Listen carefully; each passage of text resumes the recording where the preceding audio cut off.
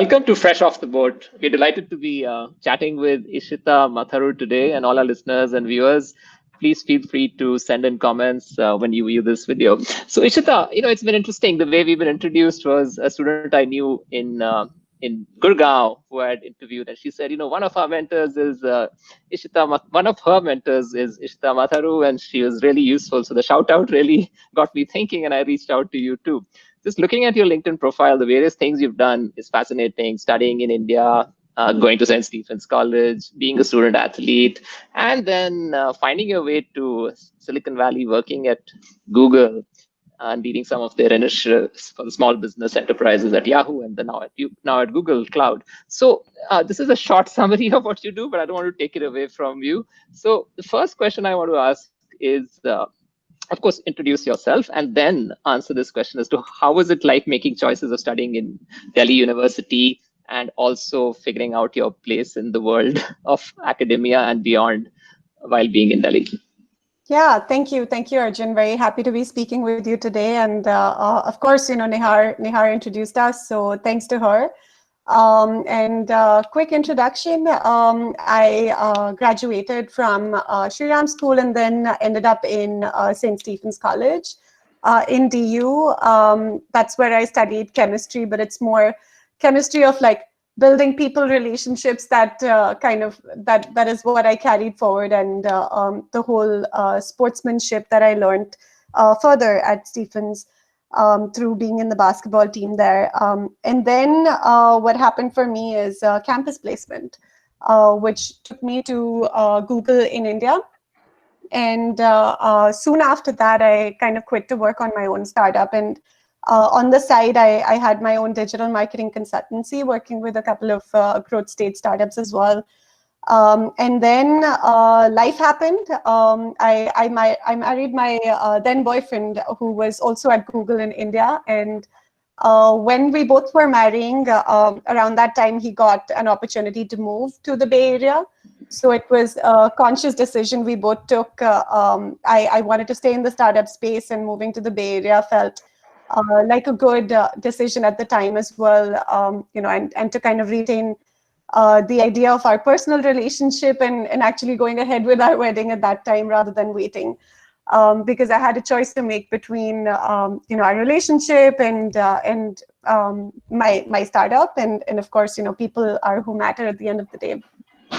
So that kind of brought us here, and my first role was at Yahoo Small Business, where I started off in product marketing, and then started kind of building out the acquisition and customer marketing functions. And soon I became head of digital marketing after having built out the team.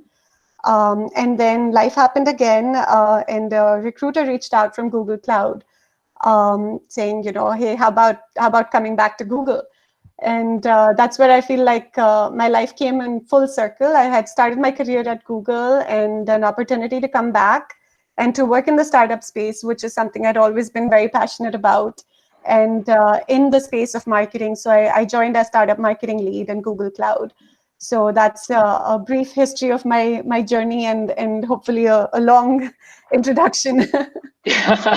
No, definitely. I think this sets the pace for different segments that I'd like to explore with you, because it's not a typical student who's currently in college or just out of college, and that's the reason why we call a podcast Fresh Off the Boat, essentially for people who are just kind of figuring out things right out of college. So yes, I think your areas of interest, which starting from even being an athlete at university in Delhi, then sort of discovering that being an entrepreneur was something that you'd be keen to pursue, the role that you sought for yourself eventually at different organizations. And finally, I think the move from India to the US. I think these are the broad themes I'd like to explore. And of course, some of the other themes of being a woman leader, a woman entrepreneur can be also sort of sprinklings in our conversation. So going back, rewinding a little bit. So what do you think of the education at Delhi University in general, and what are the takeaways for you from being a student and a student athlete in St. Stephen's College? Yeah, I think from an education standpoint, I was lucky enough to, also outside of college to take on the incubation program when I was kind of going to start working on my startup. And I have to say, I think, it's the system in India is that you're expected to pick your major right out of school. And I picked a major based on sort of, you know, the best college to get into, because that was my aim to kind of study in one of the best colleges and take my career from there. I was one of those who didn't know what I wanted to do, and I think that's a lot of us in the world today. So for me, the criteria was simple. Stephens is the number one college, and for me it is and always was. So that's where I was aiming to be. I also gave trials for basketball, so luckily kind of made it through basketball and also to the chemistry honors program. So for me, it was more about kind of, getting education in a good college. I didn't care so much about my course, to be completely honest there. I think after I started my job at Google is when I started realizing that entrepreneurship is the direction that I definitely wanted to go in, which is what led me to taking on the incubator program, because I was looking forward to studying once again, but this time out of a clear path and clear direction in my head. So I think, the experience in DU was great. Just the people I met at Stephens and even the alumni that I meet today never cease to amaze me, the kind of work everyone's doing. I actually, one of my clients when I was at Google was a Stephens graduate, and he was the CMO of McDonald's, and that kind of became our relationship building piece right there, as you kind of build relationships with clients. So it's definitely a great network when you go to a good college and a good university. Yeah, I think That's those great, are two fascinating. things.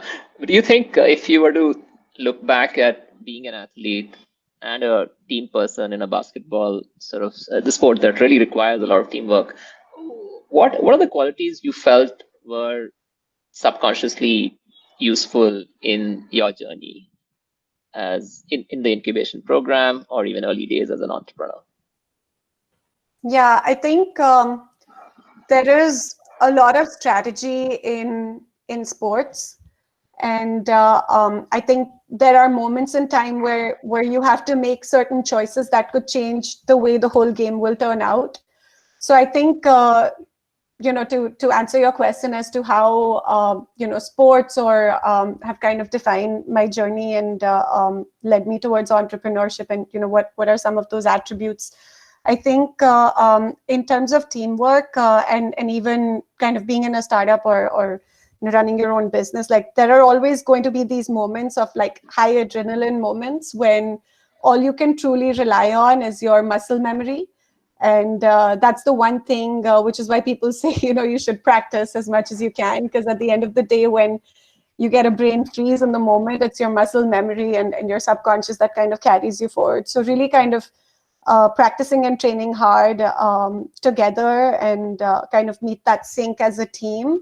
And that's exactly what happens in entrepreneurship as well. You kind of go through different situations, and whenever there are moments of stress, it's really your muscle memory of like, what's the right thing to do and what is it that we do best as a team, and rely on that. That's kind of your muscle memory. So that's how I would tie the two in. Yeah, so well said. Yeah, it's pretty wise words. Never heard of this connection before, so thanks for sharing. Thinking more about being an entrepreneur, can entrepreneurship be really taught? I know you attended Startup Tunnel, which is an incubator program in Delhi. Of course, there could be learnings from there, but in practice, where do you see not just what you did in your first venture, but also what your clients do when you were supporting them at, say, Yahoo and now at Google? Do you think entrepreneurship is something ingrained or can be taught? I think entrepreneurship is like like there are two parts to it. The thing that's ingrained in you is the spirit and the will and the want to do it, and continue at it no matter what challenges come in. That can't be taught. That has to be ingrained. That spirit and the feeling has to be ingrained. What can be taught, and quite honestly, there's no true substitute to education, because basically once you've crossed that barrier of the will, and now you want to do something, now it's time to get taught as to how.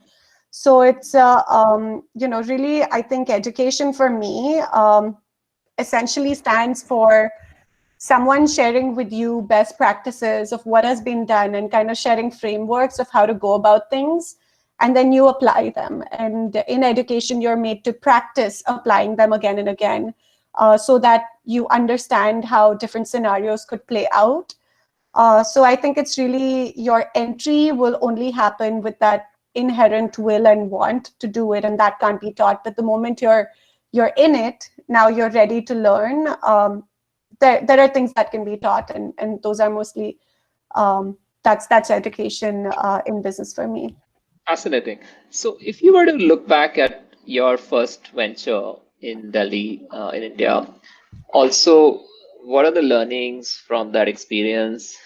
What would you sort of want to share as something that we get to know you better because of those learnings? Yeah, I think And also give a little bit about the venture too, because I don't think the readers or listeners would know much about it. yeah, sure. So it's my company was called Mechanex. It was basically a doorstep car services platform. We started off in Gurgaon. Mechanex is a play on the word mechanic, and I rhymed it with my dad's company, which is called Delhi Cranex. So Mechanex, like our main goal was, it started with me being the user, and I felt the pain of like when I was driving, and if I ever got stranded, or if there was any issue with my car, I didn't know what to do. I didn't understand cars very well. And for me, the only solution always was that I would call up my father. Like, he was my go-to person.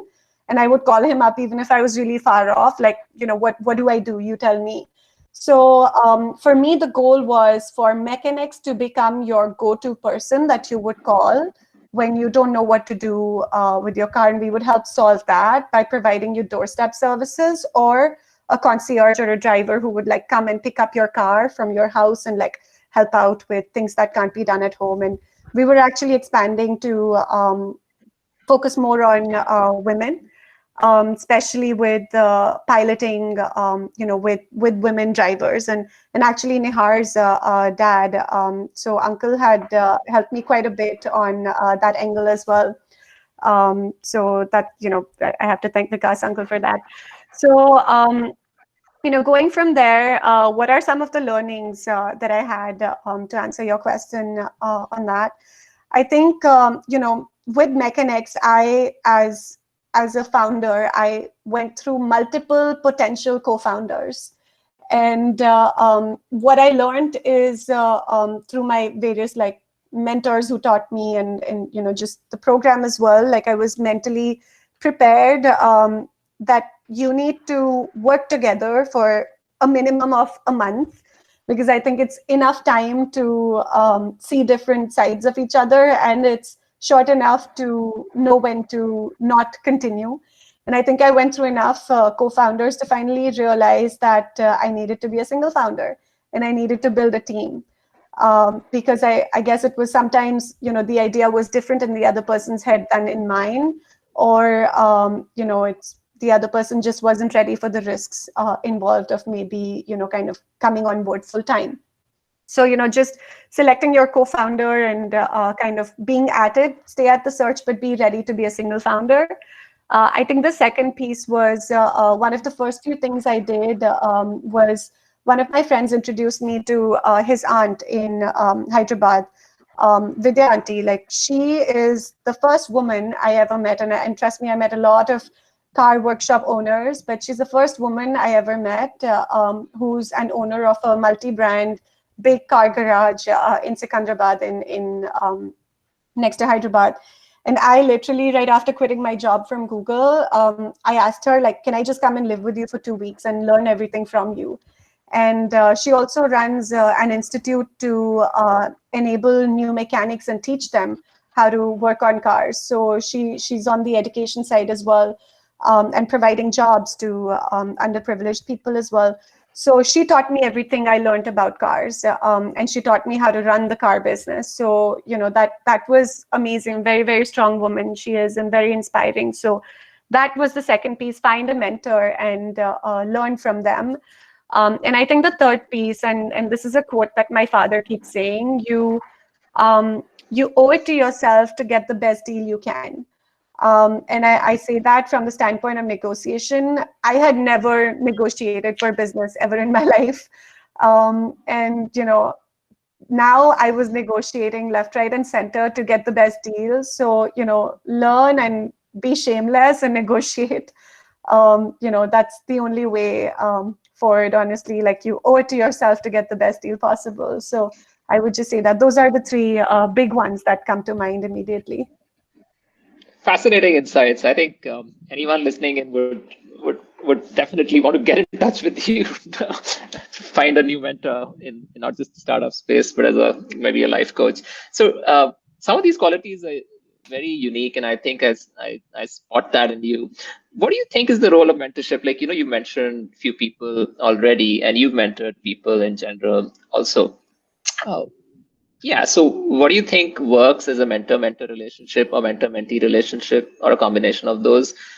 And how you see that evolving with time as this relationship between mentor-mentees sort of evolves in their journey? Any experiences, any insights would be useful. Yeah, I think like for me in life, like I think that mentor-mentee relationship just it's like any other relationship. Like, things just happen, they just fall in place. You just happen to meet, and there tends to be an immediate connection, wherein one sees, and more often than not, what I've noticed and what I've heard is that a mentor feels very strongly that they have been through the journey that this potential mentee is about to onboard. So a lot of times, like with the auntie, for example, she would talk to me about how she was new in the automobile space, and she understood me as a woman in the automobile space, and it's a very male dominated industry, and she kind of saw herself in me, and she guided me that way. And at the same time, my manager in my previous job at Yahoo, he heads the Yahoo small business. He talked about how he felt like he had been in the place where I was at. Like I tend to be restless. I tend to be ambitious. I want to do a lot at the same time, and he guided me through my journey while I was there as well. So I think there's always this instant connection and familiarity of a situation that happens for a mentor. You asked about qualities. That's definitely something that clicks, and it starts becoming really personal for them, that they want to see this person succeed. And even with Nehar, for example, when she came in, and we worked on my startup a little bit. She was into sports, and we were in the same school. There were a lot of similarities between us, and I knew she kind of had that thing that she wanted to learn, and she's willing to take on any kind of project as long as there was a skill to gain. And that's something I kind of see in myself as well. So I think there's that relatability, which as long as that exists, a mentor-mentee relationship, I don't think it's just professional, it's personal. The mentor wants to see, has a vested interest in seeing the mentee grow, and that vested interest is very emotionally driven. Yeah, this is very interesting because I think it's the human connection, and rightly you pointed out that it's the relationship, and basis of any good relationship is there are certain sure sort of definites that make it work, and the way you explain that is very useful. Moving on to the topic of women in leadership, and I think that's something which is still a issue in India, and there's always also other developing countries a lot more than say the West. What have you seen are the big differences of working in India versus working in the US, being accepted as a women leader? Honestly, maybe it's the women I got in touch with, but they're fierce, whether they're in India or in the US. I think there's, all women leaders have a few things in common. I think it goes across geographies. It is, first of all, the feeling that, the inherent feeling that I deserve it. The moment you accept that you deserve what you want, that's when you take it. So the reason why I talk about that is because women often tend to be apologetic for, you know, I mean, we just happen to say sorry a lot for no reason. And I think, it's, even if just sort of walking by someone, you happen to shrug shoulders, like it's the woman who'll definitely say sorry. So, as simple as that. So I think, the women I've seen in leadership are assertive, they're unapologetic for being who they are. So I think that's definitely a quality. And finally, I think this one kind of goes across genders, but really, in leadership, I think the biggest thing is to be brave enough to like make decisions in whatever you're doing, and not worry about whether or not it'll turn out fine. But make decisions. You could fail, but just make a decision, because without that, like things will never progress. And like we're not here to make the right decision on earth. Like we're here to make decisions and then prove them right. So really kind of have a plan and work towards it. So I think those two qualities of being fierce, being unapologetic, and not being afraid to take calls or decisions that may be even hard, and then working towards it. I think those are a few qualities that I've noticed across some of the women leaders I've met. Great. So we're going to switch gears a little bit to get to know the work that you've done at Yahoo and now at Google. And a lot of it was, I think, initially helping small businesses grow and understand digital media and all of that. And even at Google Cloud, what exactly do you do, and where do you see branding for organizations in a much more digitally connected world evolving? Okay, so should I begin with Yahoo and kind of talk about? All right. So I think so when I was at Yahoo, COVID was not foreseen. So things were definitely a lot different. And at Yahoo Small Business, our target was mainly to connect with not so savvy users of the internet, small business owners. They may or may not be savvy, but essentially the goal was to drive them to have an online presence.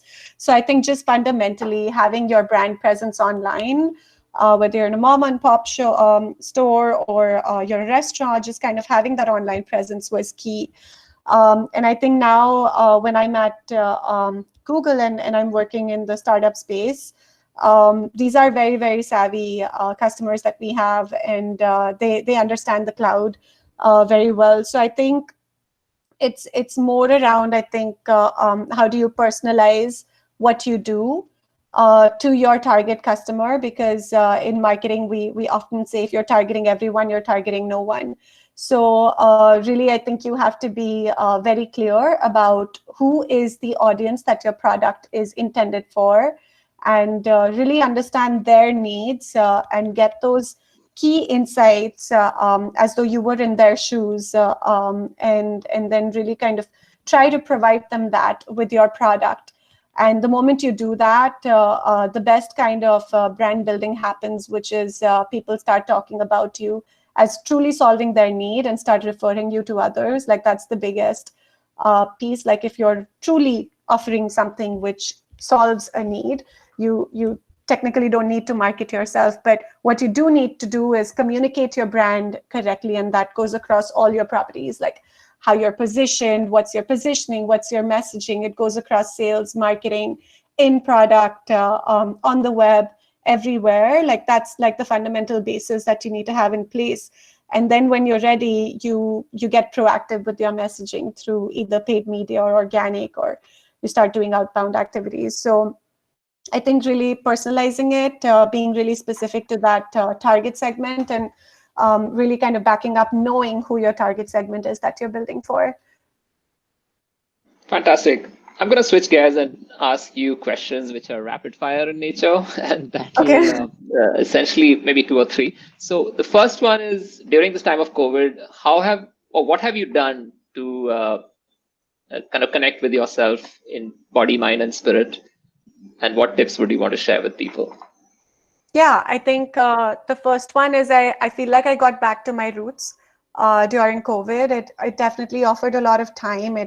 I mean, the gift of time is the only true currency. So it's suddenly made us all very, very rich in time. And what that offered me is a chance to reconnect with my biggest passion, which is Krav Maga. I used to teach in India, so now I've restarted kind of training. I used to train here as well before COVID. However, I wasn't teaching here. I was doing more of that in India. So now I've restarted with a video series online on Instagram, and I've started kind of teaching Krav Maga through videos, and I'm back learning from my instructor in India through video meetings, like on Google Meet, and you know, he hosts these classes now. So that's, I think, one of the biggest things. It's mentally, spiritually, emotionally, and like physically, it makes me feel like me. I've kind of grown up with martial arts and sports, so that's one. And I think second is something new that I started. So sort of maybe building my roots further is yoga. I don't have much experience with yoga, but in the last 2.5 months, one of my school friends, Malvika, she started teaching yoga, and she hosts these free classes. And I look forward to that every single day. There's meditation, there's strength building. I already feel more flexible, and those are the two things that help me kind of find myself again. Right. So if you were to look back and say, okay, these are the people you follow, or these are the authors you really admire, or these are the business owners or entrepreneurs who you've kind of sort of followed their journey, or anyone else actually. So if you can recall maybe quickly two or three things, books, people, who would you pick and why? All right, tough one. You need to give me a little more time. But I think Okay. Yeah. immediately there's one person who comes to my mind, and it's very, very personal. It's my mom. I lost her in 2017, soon after moving here. And I think she's not an author. She's not anybody famous, but she's that strong person in my life who kind of encouraged me to do all the things that I've done so far. And there are these quotes. I remember her voice, and that kind of keeps me going with everything. So completely different answer to what one would Yeah, expect, but definitely. Very she's inspiring my though. she's my angel, always around me. So it's her. Has her And spirit helped you find guardian angels in lands or places where you're different? Because that sometimes does happen. You just think of people you miss, and you find more people who are willing to help you. Uh, so, have there been any trials and tribulations in your life? Of course, startup founding and then maybe closing. All of that, of course, is something. But what are the recent big trials you've sort of faced, and where have what kind of help have you received from maybe sort of places you never would have thought you would get? yeah, I think the one that I can remember is when we had just newly moved here. So I had just kind of shut down my startup. And of course, after like speaking with a lot of my co-entrepreneur friends, and mentors and family, and my husband, and so I think kind of closing my startup and then moving here. And my husband had his role at Google, but I did have to wait for 4 months before I got my work permit. So going from kind of working more than 24 hours a day in my startup and Krav Maga and everything else I kind of did, to almost suddenly for 4 months legally not being allowed to work and like waiting for a work permit. Like I think that was the biggest trying period. So what I relied on, was I, as it's no person, but I mean, of course there were people, but what really helped me were watching a lot of TED Talks.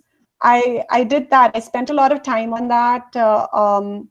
I went out, I volunteered in a lot of startup events that happened, because of which I ended up meeting a lot of people. The Zoogler network, which is basically the ex-Google entrepreneurship network. We kind of have our own alumni of people who after Google work on their own startup. So that was a huge support system to be a part of, because in a new country, like that's a place I knew I belonged. So meeting a lot of ex-Googlers, that's actually how I ended up getting my job at Yahoo Small Business. My manager there was an ex-Googler, and he kind of felt there was a fit and called me over for some interviews. And I think another one is kind of connecting with one of my friends whom we had kind of co-founded an organization called Startup India Advisory Services. And at that time, I was just kind of moving, so I couldn't continue. But her and my other friend Yatin, like they're doing some amazing things with it. They've launched incubators and accelerator programs, amazing stuff. So her name is Arjita Sethi. She's a serial entrepreneur, and I spoke with her, and she actually shared how when she first moved to San Francisco, she had to wait for 9 months to get her work, kind of started. And she, there are some true realities that spouses face when they move with their spouse to another location. So I think really kind of connecting on that piece helped a lot. She had a lot of great advice to give and on how best to utilize your time, and how to kind of move forward from there. So those are a few that come to mind. Wonderful. Typically, I end with a question which is related to giving advice on, how to deal with uncertainty, especially for students who are graduating out of college, might have got their internships or jobs rescinded, or even kids who are supposed to go to college but don't know if that'll happen soon. What do you think, quickly, would be something that you feel has worked for you in terms of just embracing uncertainty and finding a path? Yeah, I think you answered that, Arjun. Embrace uncertainty. So quite honestly, be get comfortable in ambiguity. That's something I would say. Be okay with not knowing what's coming next. But constantly, I think keep on talking to people who are doing things. If you have the opportunity to intern in different places to try and test, what you could potentially want to do, I think you should do a lot of internships while at school as well. I feel like I got direction in my first job, and I feel had I done more internships beforehand, I would have known what working means. And I think just, again, kind of coming back to what you said, like embrace change. Change is like the only true constant. So in the face of uncertainties, like just kind of know and let go of anything that you think you possess, whether it is your situation or a role or whatever you have. Be willing to not have that, and always think about this, that if money was, this is a very typical question to kind of ask, but this is what I would ask you to ask yourself. If money was not your motivator, what is it that you would do? So I just kind of say, that's the direction that will always bring you fulfillment. Fantastic. It was such a joy connecting with you, Ishita. And thank you, Nihar. Hope you're listening in to have made that connection. So also, just the fact that you're so genuine and authentic in terms of acknowledging the people in your life in such a nice spirit. I wish you all the best with many more people that you meet who inspire you, and in turn, you sort of inspire and do interesting things with other people. So looking forward to staying in touch. This is going to be our 100th episode, so I'm really Oh, delighted that wow. we were able to do this with you. Hit a So, century together. Thank you so, yeah, so much, Arjun. Thank you so much. thank you. It's been a pleasure chatting with you, and it this kind of gives me a moment to sit and kind of reflect on life when you're asked these questions. So it's nice to kind of revisit my own journey and to share that with you, and hopefully it helps your listeners.